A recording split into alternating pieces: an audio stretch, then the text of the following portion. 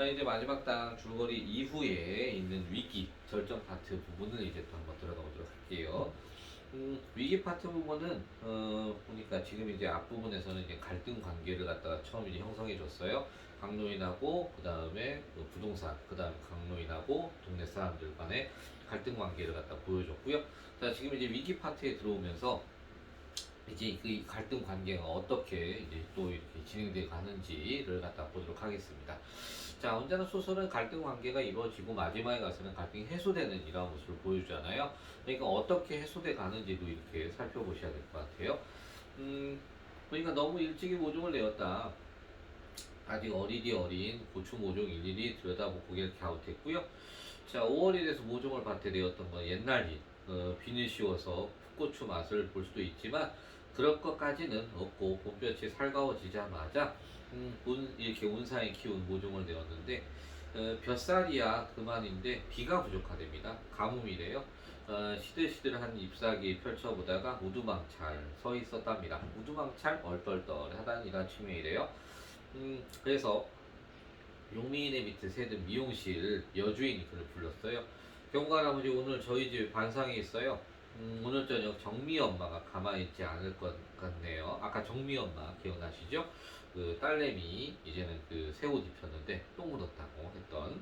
자, 그래서 아까도 문화 연립에서 하는 이들거녕 몰려와서 한바탕 쏟아놓고 갔어요. 경국 할머님이라도 꼭 참석하셔야 하셨죠? 라고 되어져 있습니다. 자, 미용실 여주인이 어쨌든 그 반상에 참석해야 된다라고 한 이유 자체는 어쨌든 이 밭 때문에 지금 생긴 일로서 지금 현재 동네 사람들이 이제는 그 더 이상 가만히 있지 않겠다라는 엄포를 놨다라는 측면을 볼 수 있겠죠. 오른쪽에 그래서 교과서 날개 문제 잠깐 보시면 강릉이 밭에 발생한 이러한 그 인분 냄새와 그것이 물것이 극성인 이러한 상황. 물것이라고 하게 되면은 우리 이제는 그 전적으로 뭐 모기나 이러한 그 뭐 벼룩이라든지 그래서 우리 몸에 물것들 그런 걸 갖다 얘기합니다. 이러한 상황에 올해 농사가 시작되기 전에 이에 대해 대책을 마련하기 위해 반사회가 열리기 때문이다 라고 이렇게 얘기를 하고 있습니다. 자, 어쨌든 그래서 26톤, 23톤 6반의 반장인데요. 길 건너 5반장 형제슈퍼 김씨지만 정육점 임씨가 똥냄새 이러한 그 문제는 노상 앞장을 서고 있는 중이다 라고 얘기하고 있습니다. 어쨌든 우리 정육점 임씨가 어쨌든 그 앞장을 섰는데 임씨는 6반장의 경우 강노인한테 훨씬 우호적이래요. 용미인의 가게에 새는 탓도 있는데 임씨가 애초 미용실 자리 욕심냈다 강노인 퇴박을 당했답니다. 그러한 까닭에 스스로 강노인에 대한 감정이 좋지 못하대요. 그래서 어디를 쇠백정이 단 한마디로 이렇게 잘라낸 이태는 2년 전이죠. 그래서 임씨는 여태도 강노인을 바로 보지 않는다라고 얘기를 하고 있습니다. 그러니까 여기도 보게 되면은 우리 저 임씨라고 하는 다시 한번 또 따져보면은 강노인 참 여러 명하고도 싸우네요. 강노인하고 그러니까 여기서는 우리 정육점 임씨 하고 지금 현재 또한 안 좋은 상태구나 라는 것을 또 이렇게 볼 수 있을 것 같아요. 그래서 우리 정육점 임씨 같은 경우는 강노인한테 이렇게 퇴짜를 맞고 그 다음에 쇠백점이라고 하는 정말 어떻게 보면은 좀 남을 업신여기는 이러한 그 표현을 갖다가 듣고 나니까 안 그래도 기분이 안 좋을 것 같아요. 진짜 이런 표현 듣고 나면은. 자, 그래서 이런 표현을 듣고 그리고서는 화가 나는 그래서 굉장히 지금 현재 강노인에게 안 좋은 심정을 이렇게 섭섭한 이런 마음을 지녔다라고 볼 수 있다는 거죠. 그래서 어쨌든 임씨 같은 경우 강노인에 대해서 이 농사에 대해서 어쨌든 그 반대하는 그죠? 농사를 반대하는 이러한 모습을 볼 수가 있다라고 하는 측면. 그래서 제일 앞장서는 인물이다라는 겁니다. 자, 그래서 시청의 진정설레 때요. 임시 술책이라는 것쯤은 강릉이 알고 있는데요. 현대연립의 정미 엄마와 합세한 걸 보면 임시가 이렇게 올해 또한 집주인을 부추긴 틀림없다라고 하는. 그래서 임시 그다음 플러스 누구까지 정미 엄마하고 이렇게 해가지고 이들이 가장 큰 강릉이 나무의 다툼을 보이는 이러한 사람들이군요. 자, 그리고 또한 뭐 돼지나 닭을 이렇게 집단을 사육하는 것도 아니고 노는 땅에 푸성기 갈아먹고 있는 심심풀이 농사까지야 손댈 수는 없다고 시청에 답변이 내려왔는데 이렇게 뭐 다는 내년에는 연판장이라고 돌리겠다 큰 소리 쳤답니다. 연판장이 뭐냐라고 했더니 뭐 하나의 문서에 이렇게 그 두 사람 이상의 이름을 쭉 잇따라 쓰고 도장 찍는. 그러니까 길거리 가시다 보면 여러분들 왜 그 좀 이렇게 서명을 좀 부탁한다 하면서 이렇게 하는 분들 있잖아요. 뭐 그런 거 생각하시면 될 것 같습니다. 자, 그래서 올해 1일날 농사 시작 전에 아예 막아야 한다고 그러네요. 시청에서도 이제는 보고만 있지 않겠다고 피아노 교습소와 이렇게 나란히 붙은 미용실 안으로 들어가 버린 뒤 강도인은 쯧쯧 혀를 차고 자신의 울화를 사겨 버리고는 이내 말라붙은 밭고락선이 내려봅니다. 정미엄마 동네 사람들 날뛰는 이유가 꼭 똥냄새만 있는 건 아니에요.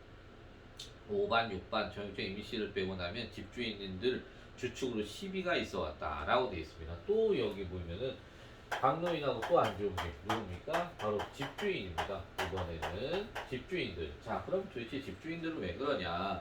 어렴풋이 여러분 짐작은 갑니다. 이건 동네가 발전해야 그래야 뭔가 집값이 올라갈 수 있는데 동네가 발전이 지금 이제 더 이상 안 되고 있으니까 그러니까 당연히 이들은 화가 날 수밖에 없겠죠. 자, 그래서 거기 뭐 새 들어있는 지물포 주씨, 사진관 엄씨 코앞에 밭을 두고 쳐지지만 강로인에게는 깍듯하게 하고 있답니다. 새빵 신세인이라는 그 진만의 아버지도 청소원 김씨도 이렇게 뭐 계속해서 공손히 아른 체려왔지 픽픽거리는 건 없었대요. 자, 그러니까 이 모습을 볼 때는 동네 사람들이 강로인의 이러한 그 밭 때문에 화가 나는 것은 아니구나라는 것을 엿볼 수 있다는 측면입니다. 이 자체가 그러니까 이 둘이 이제 가장 크나큰이라는 측면이긴 한데 어쨌든 이 밭의 이러한 그 문제만은 아니라는 걸 엿볼 수 있다는 거. 그래서 집주인이 극성을 더 부리는 까닭이 있습니다. 땅덩이 팔려서 번듯한 건물이 들어서야 완벽하게 채워지는데요. 그래서 그 땅들이 모두 도로변에 있고요. 도로변 땅에다가 인분 뿌리면 푸성기나 갈아먹는 데서야 동네 모양새가 말이 아니다라는 겁니다. 그래서 집값 상승에 이렇게 도움이 안 된다는 측면. 그죠? 네, 그러네요. 자, 그러다 보니까 동네 신수가 헌해야 집값 오를 텐데 강도인 밭이 저러고 있으니까 제값대로 보지 않는 불만이 컸다라고 얘기를 하고 있습니다. 자, 오른편에 그래서 다시 얘기합니다. 집주인들이 강도인 농사밭의 극성을 반대하는 것은 무엇이냐 할 때 이렇게 땅이 팔려 거기에 번듯한 건물이 들어서야 동네 신수가 헌해져 집값이 오를 수 있기 때문이다라고 하는 측면. 자, 그러니까 여기서는 농사를 반대하는 것 자체는 이들은 바로 무엇 때문에 아까 정육점 임시 같은 경우도 보면은 그 정육점 임시에게 그 세백정이라는 이러한 말이라든지 자신이 원했던 이러한 가게를 갖다 해주지 않았다든지 이러한 그 섭섭함 인간적으로 이러한 섭섭함 때문에 가장 컸다라고 볼 수 있다는 거고요. 경미한마야 뭐 냄새나고 하니까 자기 집 바로 죽이니까 화가 나서 그런 측면인 거고 그 다음에 이러한 집주인들은 이제 자신들의 바로 뭐 이익이죠. 이 자체는 바로 이들의 물질적 이익 물질적 이익이 가장 큰 이러한 측면이다라고 볼 수 있을 것 같습니다. 그러니까 참 여러 명과 싸우고 있으시네요. 진짜 보면은 자, 그 아내도 땅을 빨리 팔자라고 이제는 이렇게 사람들 등살에 못 이겨서 하는 어떻게 보면 자식들 때문이기도 하고요. 자, 반상이야 열리건 말건 강도인 용문이 되물고 밭에 물을 때 작정으로 돌아왔어요. 그런데 몸살 일에 이렇게 봄 감기까지 겹쳐서 빌빌거렸는데 어디로 나갔네요. 자, 다소곳이 땅을 일구더니 보나마나 그놈마저 바람든 게 분명했답니다. 젊은 나이에 그러고 있으면 좀 그러겠죠. 자, 어쨌든 이 핑계 저 핑계 반일 이렇게 피하는 꼬락선이 영락없이 미꾸라지래요.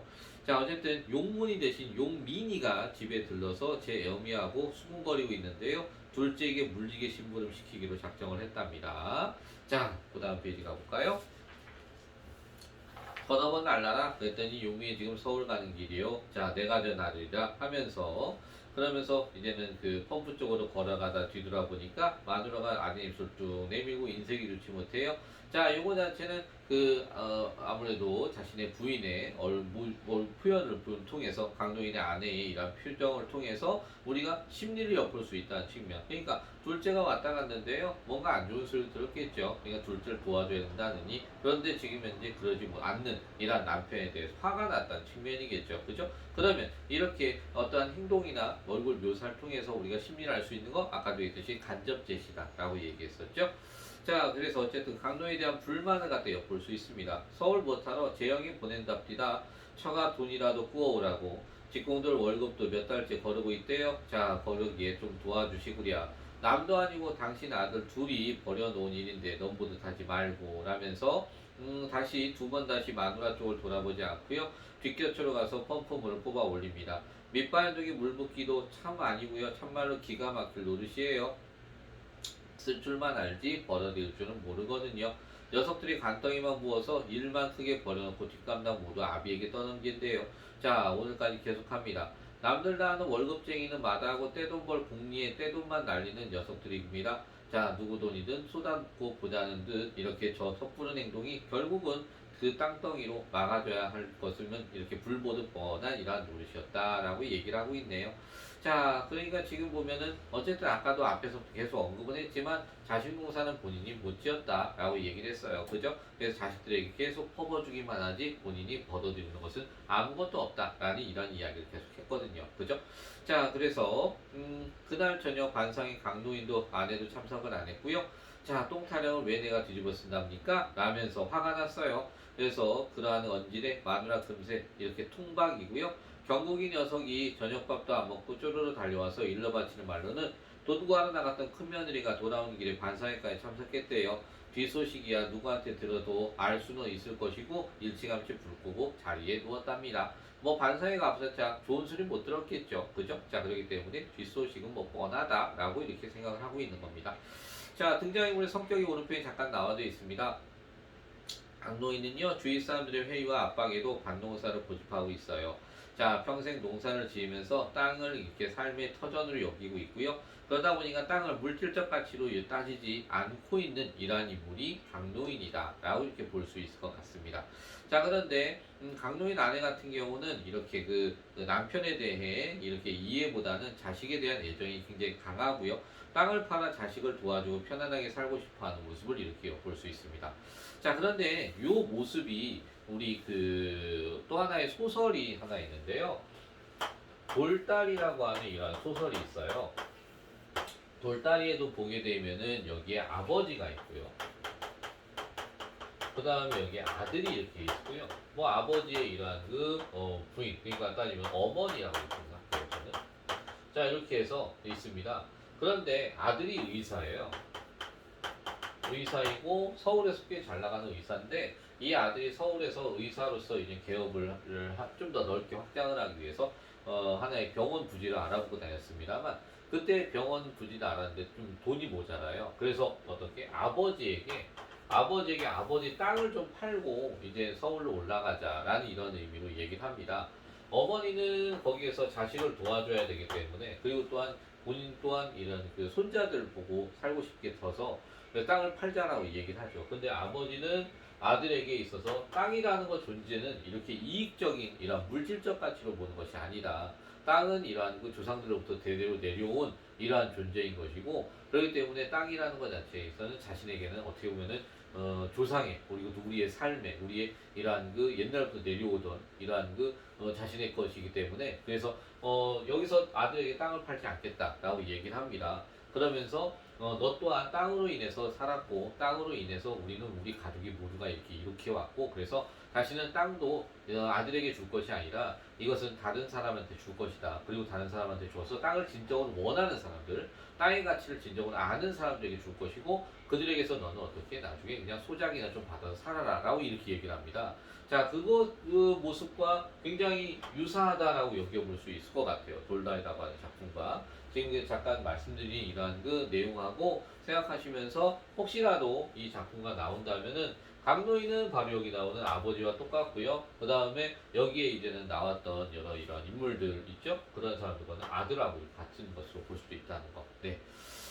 한번 좀 생각해 볼 수 있을 것 같습니다. 자, 그리고 강노인의 자식들, 아버지 경제적으로 의존하며 살아가고요. 아버지가 땅을 팔아 자신의 자신이 실패한 사업을 해결해 주길 바란다고 했는데 그건 좀 여기 아들하고 다르죠. 아들은 잘 나가는 일한 그 의사거든요.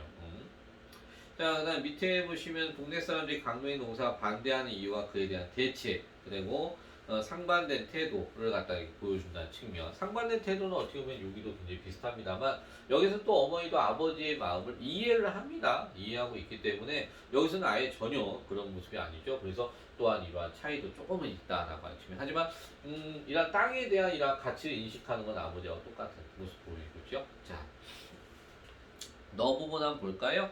절정 부분입니다. 자, 이제부터는 다음날 아침 새벽부터 자 밭에 나간 강도인 그만 입을 벌리고 선체 말을 이뤘습니다.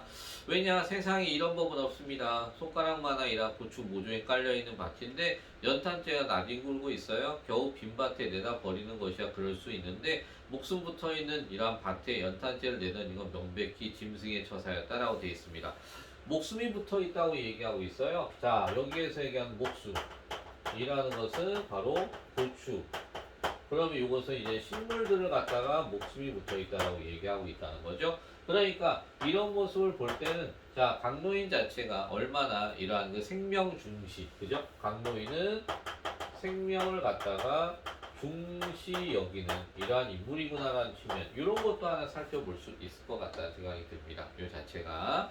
그렇지만 대신에 그것에 이렇게 하는 이러한 행동들을 볼 때 동네 사람들은 어떻다? 짐승만도 못하다 라고 이렇게 얘기한다는 거죠.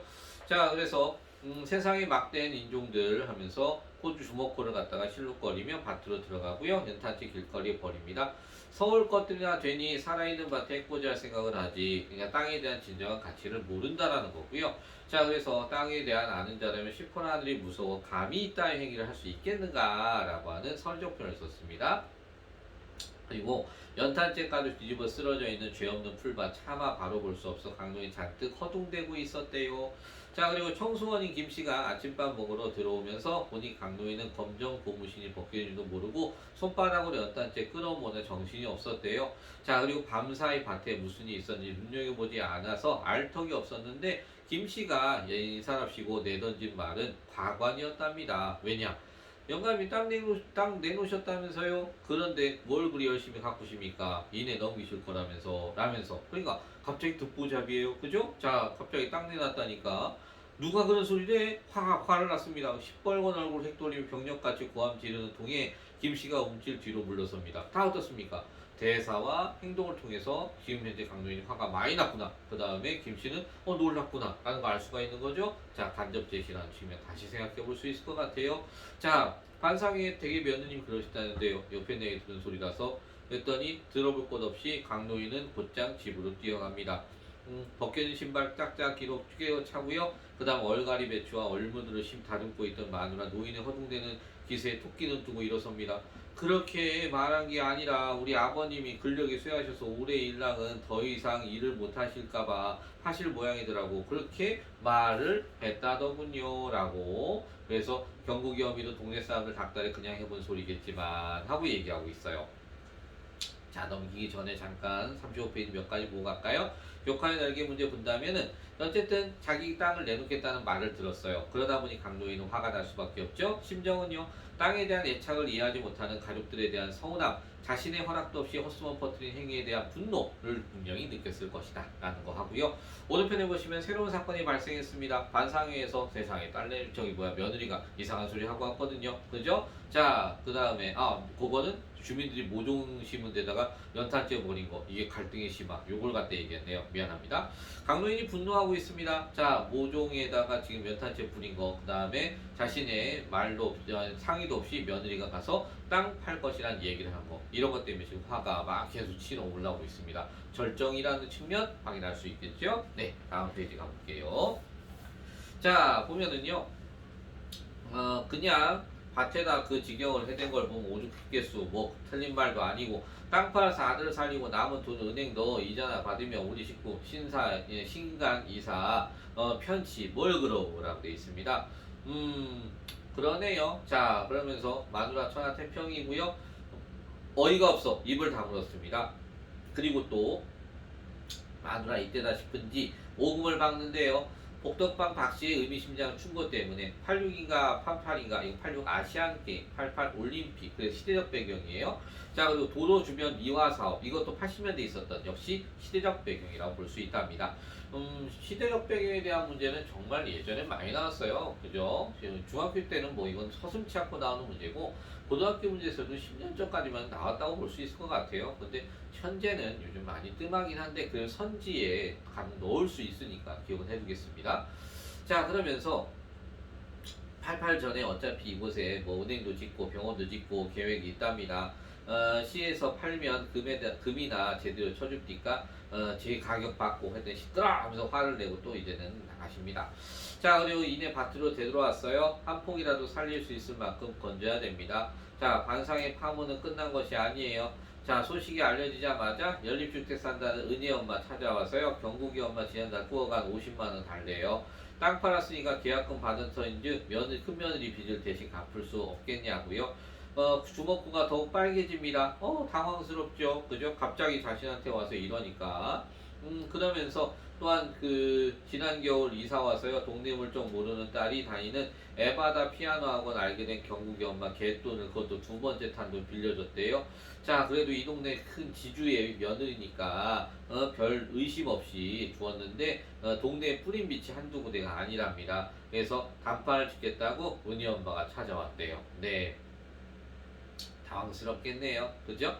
자, 그 다음에 또 서울에서의 새빵살이 지긋지긋해 연립주택 한 채 마련해서 반년도 채 안 됐어요. 갯돈 타고, 그리고 여름 보너스 나오면은 이자 나가는 몇백만 원, 이렇게 빚 100만 원을 갖다 갚을 요량이었는데 몇 달 사이 이자 몇 푼 욕심내다가 생돈 떼게 생겼대요. 생각만 해도 속이 터질 지경이랍니다. 네. 땅 팔았다는 소문이 번지면서요. 큰아들 용규에게 빚을 준 동네 사람들이 강노인에게 몰려왔네요. 은희 엄마까지 꼭 8명이래요. 자, 목동에 살다가 철거 보상금 받아주고 이곳까지 흘러온 김영진이라는 날품팔이 사내도 끼어 있었다네요. 자, 그래서 3부 이자로 놓아주겠다는 고흥땡 말만 믿고 돈 건네준 사람이래요. 자, 강도인 땅을 믿고 빌려준 거니까 책임져야 된대요. 땅 판 적 없다는 그의 말은 도무지 안 듣고 있어요. 그죠? 자, 자신한테 이로운 소리만 듣는 거죠. 당연히. 그죠? 자, 그래서 여러분 거기 오른편의 뭐 교과의 날개는 별로 볼 필요 없을 것 같고요. 우리 저쪽 위에 시대적 배경이 들어간 소재 8688 도로 주변 미화 사업 요거 두 가지 다시 한번 봐주시고, 자, 소문 때문에 여러 가지 뭐 어쨌든 지금 빚을 갖다가 강노인이 이렇게 많다는 것을 알게 되었습니다. 네. 자, 37페이지 내용 들어가서 볼게요. 못난 놈이 공장가의 담보를 잡아먹었대요. 최신 기계 설비만 갖추면 돈 벌리는 게 눈에 보이는 사업이라서 은행 대출도 기간차에 경고장에 왔대요. 마누라도 이젠 감추지 않고 털어놓습니다. 그 모양이니까 처가에까지 돈을 끌어낸 용민이 어쩌겠느냐. 그래도 땅은 안 돼, 안 팔아 하면서 화를 내시고 있습니다. 참 강노인의 심정도 이해가 되죠. 그죠? 자식들한테 아무리 퍼줘봤자 들어오는 게 없고 마지막까지 뭐라도 잡고 있어야 되는 부분이니까. 자, 그리고 땅에 대한 이러한 자신의 신념은 변하고 싶지가 않은 거거든요. 그래서 고집그만 부리고 우리 집 앞에 거라도 떼어 팔아 발등에 불이라도 껍시다. 자식 달대라고 하는 거니까 라고요. 그랬더니 자식놈들 뒷발을 땅 다 날려보낸 거 몰라 하면서 화가 나셨어요. 자, 이렇게 마누라가 눈물바람을 하다가 용문이 방으로 건너간 뒤에 잠을 이루지 못했대요. 잠을 이루지 못하다 밑에 나온 것처럼 한자성어 전전반측이라는 게 있습니다. 자, 그리고 또 밑에 보시면 서울에 밀려온 서울 것들 때문에 땅값이 들먹이는 북새통 치렀고 자식들이 모두 저 푼수로 커버렸다는 원망도 많은 게 강노인입니다. 어쨌든 씨 뿌린 땅에서 거두어들이는 수확이 아닌다며 어찌 땅 팔아서 그 돈으로 쌀 사고 채소 사며 살 수 있겠는가요? 농사꾼 주제로는 평생 만져도 볼 엄두도 못 내는 큰 돈이 굴러 들어왔어도 쉽게 생긴 내력만큼 씀씀이도 허망하기 짝이 없었답니다.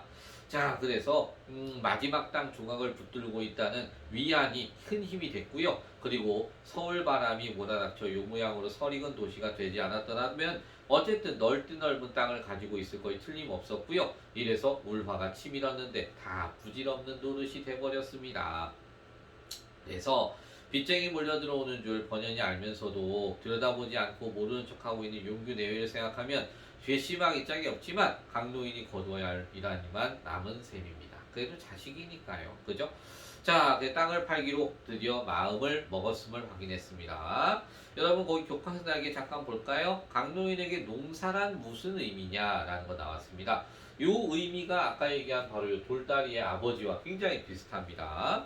강노인에게 땅이란 삶의 터전이자 인간과 함께 생명을 나누는 공간이다. 그래서 강노인의 관점에 인간은 땅에서 자라는 것들의 자양분을 얻는 존재고요. 따라서 강노인에게 농사는 그 자체로 생명을 기르는 행위이며 동시에 땅의 생명으로부터 인간이 살기 위해 필요한 먹거리를 거두는 이러한 존재이다라는 것을 볼 수 있다고요. 되셨나요? 요건 좀 기억을 해둘게요. 자, 오른편에 강노인이 추구하는 가치가 나와 있습니다.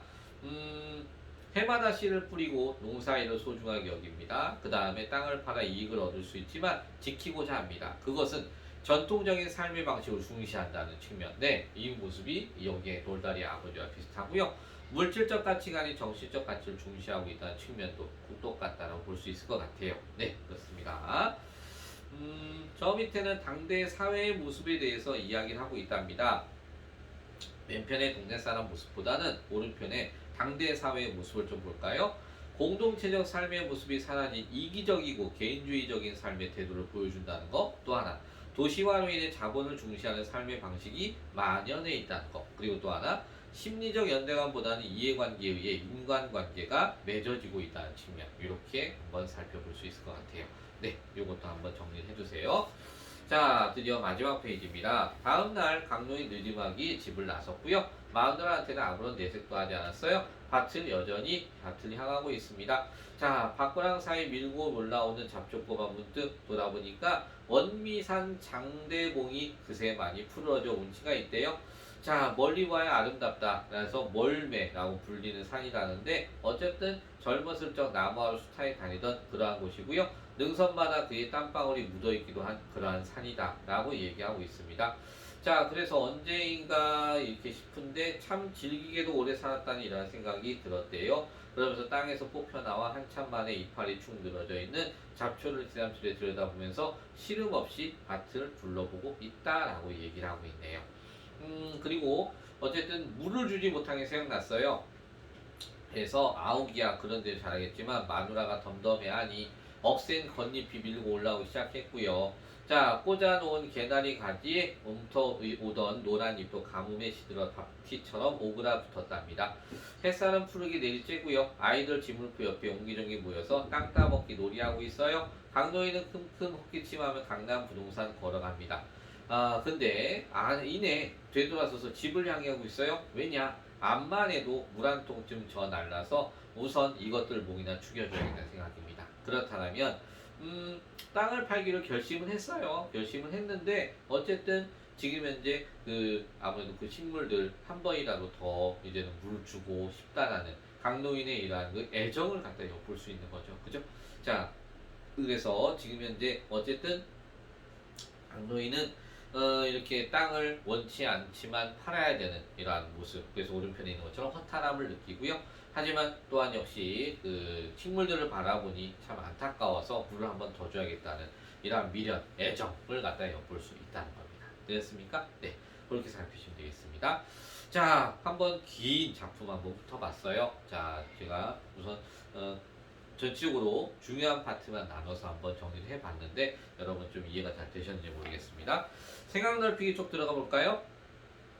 갈등 관계. 첫 번째 1번에서는 동네 사람들과 그 다음에 강노인의 아내와 자식들과의 갈등 관계 이렇게 잠깐 나와 있습니다. 이건 한번 봐주시고 밑에 보시면은 땅을 중심으로 동네 사람들과 가치관의 차이 나와져 있습니다. 네, 이것도 앞에서 이미 정리한 거니까 여러분이 읽어봐 주시면 좋겠어요. 자, 그 다음 넘기셔서 바로 2번에 자신의 가치관이랍니다. 이거는 뭐 상관없는 것 같고요. 3번 가시면은 여기서는 80년대 사회문화의 이러한 부분하고 연결시켜서 얘기를 하고 있습니다. 자, 볼까요? 보기에 80년대에는 산업화 도시화 가속되면서 도시로 인구가 집중되는 시기였다라고 했고요. 서울로 모여드는 인구 급속하게 증가해 주택 수요가 증가했다라고 하는 그리고 또 부동산 투기로 인해 주택난이 심각해졌고 이를 위해서 택지 개발 사업을 추진했는데 서울 시내 외곽 대규모 아파트 단지가 조성되고 서울 근교 신도시가 본격적으로 개발되기 시작했고 이와 기반이 돼서 바로 삶의 근원으로 인식되던 땅의 이러한 그 도시화 흐름으로 개발의 대상이자 이익 창출 수단으로 변했다라는 얘기를 하고 있습니다. 자, 바로 1번의 마지막 장면 통해 작가가 말하고자 하는 바는 무엇이었겠는가 라고 얘기를 하고 있는데요. 자, 여기 마지막에 물을 주고자 하는 이러한 모습을 얘기하는 건데, 밑에 산업화 도시화 흐름으로 삶의 터전인 땅이 개발의 대상이든 이익 창출 수단으로 전락하고 있는 세태를 비판하고 있다고요. 그래서 인간과 공존하는 생명의 공간으로서의 땅의 소중한 가치를 다시 한번 강조하는 이러한 작품이라는 거, 요거 좀 기억해 둘게요. 아, 좋은데요, 요거. 그 다음에 41페이지에 결말을 어떻게 평가할 수 있을지 근거를 들어 말해보자 라고 되어 있는데, 요거 자체는 뭐 된 것 같습니다. 그냥 여기에서는 땅에 대한 강도인의 인식 정도 다시 한번 그것만 한번 봐주세요. 그래서 밑에 참고 자료에 나온 것들 한 번만 읽어주시면 좋을 것 같아요. 자, 그 뒤에 생각 펼치기가 나와져 있습니다. 42페이지에 거기에 있는 그 작품을 좀 여러분 정리를 좀 해볼게요. 하종호의 동승이라는 작품인데요. 자유시입니다. 뭐 요 자체는. 근데 이 자체에서 성찰적인 성격이 들어있어요. 그러면 중요한 건 성찰이기 때문에 이속에 무엇을 갖다가 성찰하느냐, 이게 중요한 포인트거든요. 자, 그럼 비판적인 성격을 가지고 있답니다. 주제 자체가 외국인 노동자에 대한 차별적 시각과 그에 대해 반성한다. 요거 주제 꼭 기억하세요. 알겠죠? 그렇다면 어떻게 전개가 되고 있는지 보도록 할게요. 국철 타고 앉아 가다가 문득 알아들을 수 없는 말이 들려 살피니 아시안 젊은 남녀가 건너편에 앉아 있습니다. 자, 늦은 봄날 더운 공휴일 오후입니다. 자, 그러면은 늦은 봄날이라는 계절적 배경, 그 다음에 더운 공휴일 오후다. 그래서 시간적 배경. 자, 그런데 어디 국철 안에 있어요? 국철은 그런 공간적 배경이 될 수도 있는 거고요. 자, 거기다가 그 앞에 누가 아시안의 젊은 남녀가 건너편에 있다는 측면입니다. 그러니까 시적 화자가 바로 어떻게? 여기 시적 화자는 나예요. 나라는 시적 화자가 누구를? 바로 아시안의 젊은 남녀를, 이들을 갖다 뭐하고 있는 거라고요? 바로 관찰하는 것이라고요. 그럼 이들은 바로 관찰의 대상이다 라고 이렇게 볼 수 있는 거겠죠. 그죠? 자, 그런데 나는 장무하러 사무실에 나가는 길이었다 라고 되어 있습니다. 나라는 사람은 이제는 사무실로 나가는 길, 그것도 언제? 공휴일에. 그만큼 지금 바쁜 삶을 살아가는 사람이구나. 공휴일 오후까지도 일하러 가는 이런 사람이기 때문에 어쨌든 지금 현재 자신은 이들과는 뭔가 다르다는 걸 보여줘요. 무슨 얘기냐? 나는 잠무하러 가고 저희들이 무엇 하려고 국철 탔는지 궁금해서 쳐다보고 있습니다. 자, 그럼 궁금해서 이들을 보는데 궁금하대요. 이 자체는 바로 호기심으로 그들을 본다라고 하는 측면인 거잖아요. 이 자체가. 그러면서 서로 마주보며 떠들다가 웃다 귓속말할 뿐 나를 쳐다보지 않습니다. 다시 말하면은 이들은 나를 호기심으로 여기지가 않는다는 거예요. 그죠? 그러니까 나는 호기심으로 그들을 관찰하지만 그들은 나를 갖다 호기심으로 보지 않는다. 이걸 얘기하고 있는 거죠. 자, 모자 상사가, 모자 장사가 모자 팔러 오자 1,000원 주고 사서 번갈아 써가면서 만년필 장사가 만년필 팔러 오자 1,000원 주고 사서 번갈아 손바닥 써보는 저희들이랍니다. 문득 나는 천박한 호기심이 발동했다는 생각이 들어서, 자, 호기심을 뭐 하다고요? 천박하다고요. 이렇게 천박하다 표현한 거에서 어떻습니까? 아, 자신은 지금 현재 반성하고 있구나 라는 걸 엿볼 수 있는 거예요. 깨달은 거죠. 자, 그러면서 자, 이렇게 황급하게 차창 밖으로 고개를 돌렸습니다. 왜? 부끄러우니까. 왜? 나는 호기심, 천박한 호기심을 내가 했기 때문에. 그죠? 자, 그러다 보니까 국천은 강가를 달리고 너울거린 수면 위에는 이렇게 깃털 색깔이 다른 새 여러 마리가 물결 타고 있습니다. 그러면 다른 새 여러 마리. 새 여러 마리는 색깔이 서로 다르데도 서로 어울려 살아가고 있어요. 그런데 우리는 어떻게? 나와 이러한 아시아의 젊은 애는 색깔이 다른 이러한 인종인데 어떻습니까? 어울리지를 못하고 있죠. 거기에 대해서 반성하는 거예요. 그러다 보니까 밑에 있는 것처럼 바로 무엇이다? 깃털 색깔이 다른 여러 마리 새들은 이러한 같이 어울리는데 나는 아시안 남녀와 천연이 동승하지 못한 거에 대해서 반성한다는 측면. 자, 그래서 서로 어떻습니까? 지금 현재 나하고 그 다음에 새하고는 대조의 이러한 모습을 보인다라는 측면. 나는 아시안 젊은 남녀와 천연하게 동승하지 못하고 있어 낯짝 부끄러웠다. 부끄러웠다? 뭐 한다고요? 네, 부끄러웠다라고 뭐 했어요? 직접, 그죠? 자신의 심리를 직접적으로 제시했다는 측면. 자, 그러다 보니까 북천음 회사와 공장이 많은 노선을 남겨두고 있었고 저희들도 일자리에 돌아가는 중이지 않을까라고 하면서 얘기합니다. 다시 말하면 자신과 똑같은 처지가 아니겠느냐라고 이제 마지막에 와서 동질감을 갖다 느끼고 있다는 거, 엿볼 수 있다는 거죠. 오케이? 자, 그렇게 보시면 되겠어요. 자, 그러다 보니까 시간의 흐름에 따라 전개되고 있어요. 그죠? 북천에 앉아서 계속 쭉 보면은. 자, 그리고 또한 우리 주변에 있었던 이야기를 그대로 전달한 겁니다. 그래서 특징의 두 번째인 것처럼 생활 주변의 경험을 평이한 시어로서 진술하고 있다는 측면.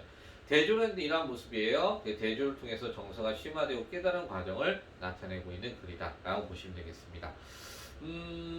네. 밑에 사회문화적 가치, 외국인들에 대한 차별적 인식, 편견을 버리고 다문화 사회를 살아가는 우리가 조화와 공존의 이러한 가치를 실천해야 됨을 한 번 더 이야기해주고 있다는 겁니다. 네, 2번에서는 이거는 별로 볼 게 없는 것 같고요. 그 뒤에 내용도 자 가시면 될 것 같습니다. 46, 47페이지에 있는 정리 부분 요건 한번 꼭 정리해 두셔야 돼요. 시험 보기 전에 이것들이 중요한 포인트니까 저도 수업하는 것도 이런 부분에 맞춰서 수업을 진행했기 때문에 한번 정리를 해주시고요. 자, 문제 푸는 것들도 문제 풀기 전에는 언제나 미리 한번 정리한 다음에 문제 푼다는 거 잊지 마시고 해주시기 바랍니다. 네, 이렇게 정리하시고 자, 그 다음에 오늘의 문제 자 드린 것들 그거 정리 먼저 깔끔하게 해주신 다음에 문제 푸시고요. 그 다음에 따로 정리한 내용을 갖다가 이렇게 올리진 않으셔도 좋습니다. 대신에 오늘의 문제 푼 거는 그건 저에게 올려주시고요. 자, 여러분들 뭐 동영상 안 볼 사람들도 아니기 때문에 여러분 제가 믿고 있죠. 그렇기 때문에 여러분들 뭐 오늘의 문제만 푼 거 저에게 사진 올려주시면 그리고 동영상 다 봤다고 얘기해 주시면 그러면 제가 오늘의 문제에 대한 정답 보내드리도록 할게요. 그럼 정답 채점하셔서 그 다음에 저에게 다시 또 사진 올려주시면 피드백 해드리도록 하겠습니다. 그리고 동영상 보시면서 혹은 문제 풀면서 질문 있었던 것들 네 거침없이 해주셔도 돼요. 제가 뭐 잠들기 전까지는 계속적으로 여러분 봐드릴 테니까 네 오늘 이렇게 정리하도록 하겠습니다.